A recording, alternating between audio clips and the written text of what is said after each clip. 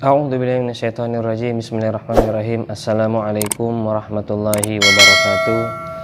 Alhamdulillah wassalatu wassalamu ala Rasulillah sayyidina wa maulana wa ala alihi wa ashabihi ajma'in.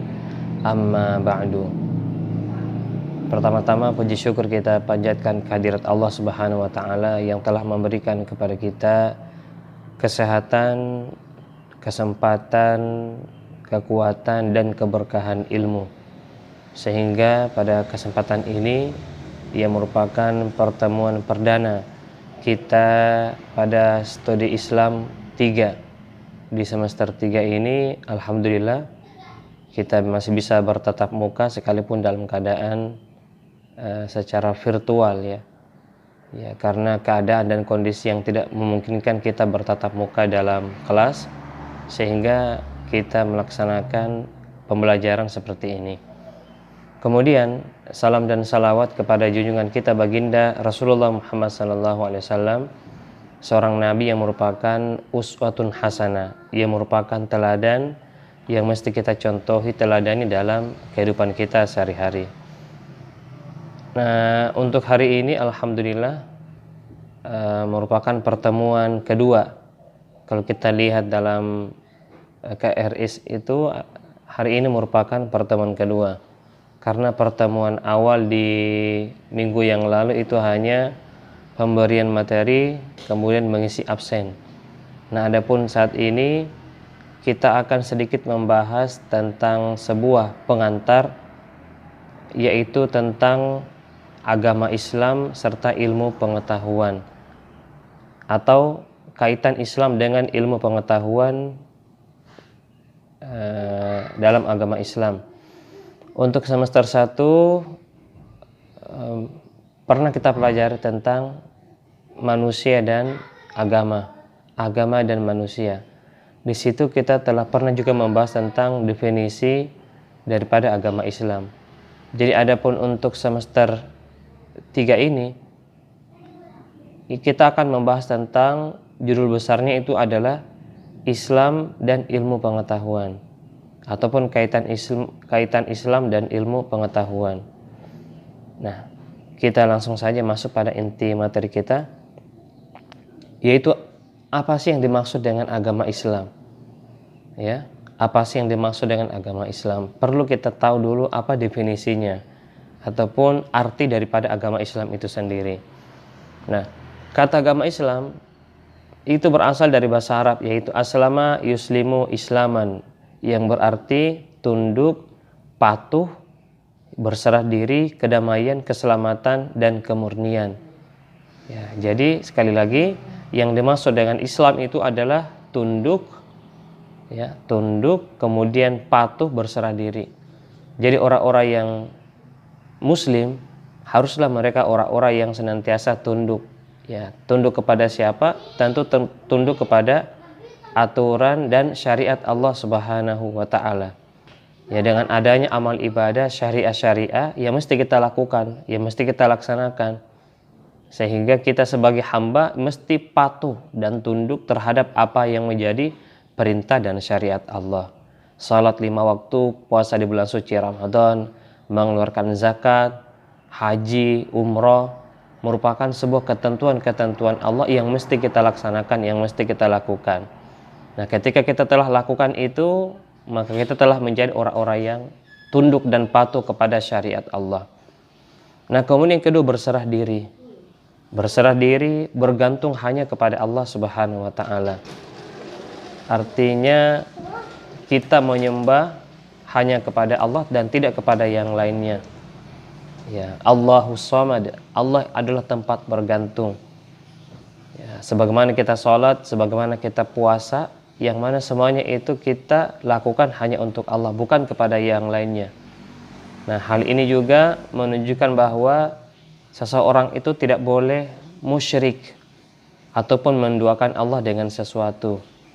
Apakah itu dengan datang ke pepohonan besar, keramat, kemudian ke kuburan meminta-minta, itu adalah segala sesuatu yang dilarang dalam agama, karena itu masuk dalam kategori musyrik ataupun menduakan Allah. Sedangkan orang-orang yang musyrik itu, yang menduakan Allah itu adalah amalnya itu akan berguguran. La yahbatanna amaluhu. Sekalipun amalnya banyak, pahala ibadahnya banyak, tapi ketika dia syirik, musyrik, maka amalannya itu akan berguguran dan tidak ada nilainya. Bahkan ketika mereka beribadah sepanjang tahun, sepanjang umurnya, tapi ketika dia suka melakukan musyrik dan tidak sempat bertaubat, maka dalam Al-Quran disebutkan khalidina fiha abada, mereka akan masuk ke dalam neraka dan akan kekal di dalamnya. Ya, jadi pertama-tama perlu kita ketahui bahwa agama Islam itu artinya tunduk, patuh. Yang kedua, berserah diri kepada Allah. Yang ketiga, agama Islam itu adalah agama kedamaian, ya, agama keselamatan dan kemurnian. Jadi definisi agama Islam ini sekaligus membantah daripada pandangan kelompok orang-orang yang menganggap agama Islam itu adalah agama teroris, agama yang disebarkan dengan pedang. Ini merupakan sebuah anggapan yang keliru, yang tidak benar. Ya, kita lihat kan di media-media itu setiap ada orang yang melakukan pemboman, ya, kejahatan dan lain sebagainya, langsung dinisbatkan kepada agama Islam. Nah, ini merupakan sebuah pandangan yang keliru. Kenapa?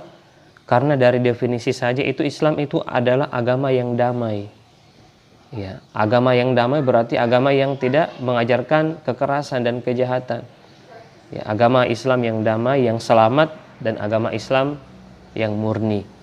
Terus ketika ada seseorang misalnya yang melakukan kejahatan, yang melakukan pemboman di mana-mana, maka jangan langsung dinisbatkan kepada agamanya. Nah, tapi dinisbatkan kepada oknumnya ataupun orang yang beragama itu. Ya, jadi ada agama Islam, ada orang yang beragama Islam. Itu beda. Nah, agama Islam adalah agama yang dianut, ajaran-ajarannya, sedangkan orang yang berislam itu Muslim, itulah yang mungkin terkadang tidak memahami daripada agama Islam, sehingga terkadang melakukan hal-hal yang dilarang dalam agama. Itu. Nah, itu yang secara bahasanya. Adapun secara istilahnya, agama Islam itu adalah bermakna penyerahan diri, ketundukan serta kepatuhan kepada perintah Allah, serta ikhlas menerima ketentuan dan hukum-hukumnya. Yang perlu digarisbawahi bahwa agama Islam itu adalah agama patuh terhadap perintah Allah serta ikhlas. Ikhlas menerima ketentuan. Ketentuan itu bisa dikatakan takdir, ya, dari Allah Subhanahu wa taala kepada kita. Apa yang telah Allah takdirkan kepada kita, maka seseorang muslim itu harus ikhlas, ya, menerima keadaannya. Kemudian ikhlas menerima ketentuan dan hukum-hukumnya. Yang dimaksud hukum di sini itu adalah berupa perintah ataupun larangan. Itu adalah hukum ataupun syariah dalam agama Islam yang mesti kita ikhlas dan melaksanakannya. Itu ya definisi agama Islam. Karena ini hanyalah pengantar, jadi kita tidak jelaskan secara rinci. Apalagi tentang definisi agama Islam ini telah kita bahas lebih dalam dulu di semester 1. Tentang apa itu definisi Islam, apa saja prinsip-prinsip pokok-pokoknya, itu telah kita bahas di semester 1 dulu. Oke. Nah, kemudian kita masuk kepada definisi ilmu. Apa sih itu ilmu? Ilmu itu berasal dari bahasa apa? Nah, kita bisa lihat bahwa ternyata kata ilmu itu juga berasal dari bahasa Arab, itu ya. Kata ilmu, al-ilm, itu juga berasal dari bahasa Arab yang artinya adalah pengetahuan.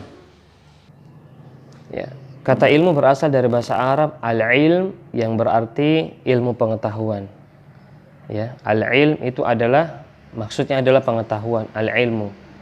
Lalu kemudian penggunaan kata ilmu ini berkembang menjadi ilmu pengetahuan. Jadi setiap kita berkata ilmu, maka yang dimaksud adalah ilmu pengetahuan.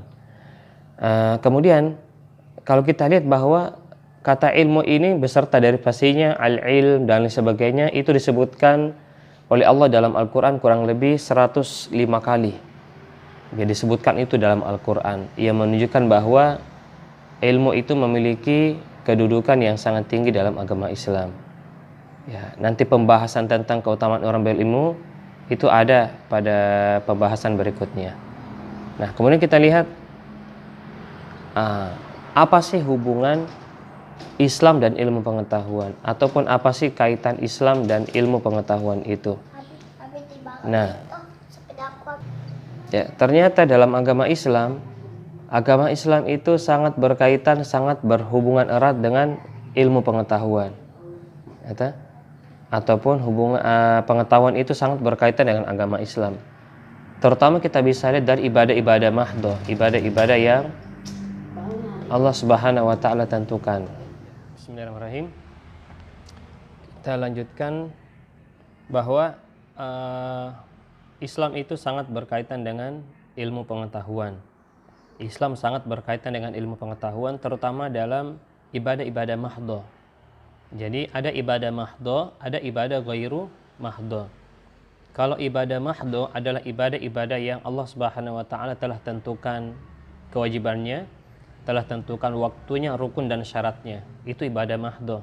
Seperti ibadah salat, puasa, zakat, haji, umroh dan lain sebagainya.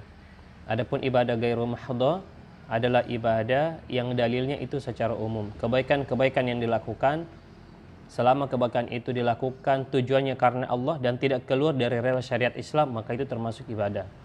Nah, kita kembali bahwa Islam itu sangat berkaitan dengan ilmu pengetahuan. Misalnya kita bisa ambil dari ibadah-ibadah mahdhah yang kita lakukan, misalnya ibadah sholat. Ya, ibadah sholat. Ternyata kalau kita lihat ibadah sholat itu sangat bermanfaat bagi kesehatan kita. Ya, orang muslim yang senantiasa melaksanakan ibadah sholat itu sangat bermanfaat bagi dirinya. Ya, apa saja manfaatnya? Misalnya kita lihat ketika orang sholat itu dalam keadaan sujud. Ketika seseorang itu dalam keadaan sujud, maka kita lihat itu aliran darah itu akan masuk pada bagian otak, yang ini akan mengurangi daripada resiko orang terkena stroke. Ya, jadi kalau orang baik sholatnya, dengan ikhtiarnya, dengan usahanya, dengan keimanannya, maka itu akan mengurangi dirinya terkena penyakit stroke. Kemudian yang kedua, orang yang rajin melaksanakan ibadah sholat dan sholatnya itu baik sesuai dengan syarat dan rukun yang telah ditetapkan, maka dia akan terhindar dari penyakit Alzheimer. Ya, apa itu penyakit Alzheimer? Penyakit yang dikatakan sebagai pikun tua. Ya, penyakit pikun, yang mana penyakit pikun ini biasanya yang orang-orang tua yang kena penyakit itu. Ternyata ada juga orang-orang yang masih muda umurnya kena penyakit pikun. Nah, oleh karenanya ternyata dengan ibadah sholat yang kita lakukan, dengan posisi sujud yang kita kerjakan, maka itu akan menanggulangi, menghilangkan ataupun menghindarkan kita dari penyakit Alzheimer. Nah, itu dan banyak lagi keutamaan ibadah sholat yang kita lakukan. Yang kedua yaitu syariat dalam agama Islam yang melarang seseorang untuk memakan babi. Ya, mengapa seseorang itu ataupun umat Islam dilarang untuk memakan ataupun mengkonsumsi babi? Ya, apa kira-kira alasannya? Ternyata kalau kita lihat dari segi kedokteran, dari segi ilmiahnya, ternyata babi itu mengandung bakteri yang sangat berbahaya. Ya, babi itu memiliki penyakit yang sangat berbahaya yang itu bisa menulari orang yang memakannya. Oleh karenanya Allah Subhanahu wa taala nyatakan hurrimat 'alaikumul maitatu wad-damu lahmul khinzir. Artinya Allah Subhanahu wa taala telah mengharamkan kepada kita al-maitah, yaitu bangkai, wad-dam, darah, wal khinzir, maupun babi. Ya, jadi larangan-larangan dalam Islam itu ternyata mempunyai kaitan hubungan dengan ilmu pengetahuan. Ya, mungkin di zaman Nabi belum kelihatan, orang belum tahu. Ternyata di zaman sekarang yang modern ini ternyata ditemukan bahwa di dalam kandungan daripada daging babi itu ada penyakit-penyakit yang sangat berbahaya yang bisa menulari orang yang mengkonsumsinya. Nah, kemudian larangan seorang muslim untuk minum dalam keadaan berdiri. Ya, Nabi SAW bersabda, la yashrabanna ahdukum qa'ima. Artinya jangan di antara kalian itu minum dalam keadaan berdiri. Ya, mengapa kita dilarang minum dalam keadaan berdiri? Ya, ternyata Orang yang terbiasa minum dalam keadaan berdiri, maka menurut kesehatan itu akan merusak ginjalnya. Ya, secara perlahan, tidak secara otomatis, tapi perlahan demi perlahan itu akan merusak ginjalnya. Kemudian pencernaannya juga akan rusak dan akan merusak sistem sarafnya. Nah, inilah diantara hal-hal yang dalam agama Islam, ibadah-ibadah yang kita lakukan ternyata itu sangat berkaitan erat dengan ilmu pengetahuan. Nah, kemudian kita bisa lihat bahwa apakah Islam itu mendukung ilmu pengetahuan atau tidak? Apakah Islam melarang perkembangan teknologi ataukah Islam itu malah mendukungnya? Nah, kita lihat bahwa ternyata Islam itu sangat menghargai dan sangat mendukung ilmu pengetahuan. Ya, buktinya apa? Kita bisa temukan dalilnya. Misalnya pada ayat pertama yang Allah turunkan kepada Rasulullah SAW itu adalah surah Al-Alaq ayat 1 sampai 5. Yang mana pada ayat pertama surah Al-Alaq ini adalah Iqra. Apa artinya Iqra? Iqra itu artinya bacalah. Artinya apa? Kita diperintahkan untuk selalu membaca, mengamati, menganalisa, ya, agar daripada ilmu pengetahuan itu bisa berkembang dengan baik. Ini menunjukkan bahwa agama Islam itu tidak melarang yang namanya ilmu pengetahuan, malah Islam itu sangat mendukungnya. Nah, kemudian yang terakhir kita bisa lihat bahwa dalam sejarah perkembangan agama Islam ternyata sudah banyak para ilmuwan daripada Muslim itu. Ya, sudah banyak ilmuwan Muslim yang menemukan sebuah hasil penelitian yang sangat luar biasa. Misalnya kita lihat, misalnya Al-Razi, ya, pertama Al-Razi, beliau itu mempunyai kitab namanya Al-Hawi, yang mana Al-Hawi ini merupakan ensiklopedi tentang kedokteran. Nah, Masya Allah, seorang penemu Muslim telah menemukan kitab ataupun buku tentang kedokteran. Yang kedua ada namanya Ibnu Sina.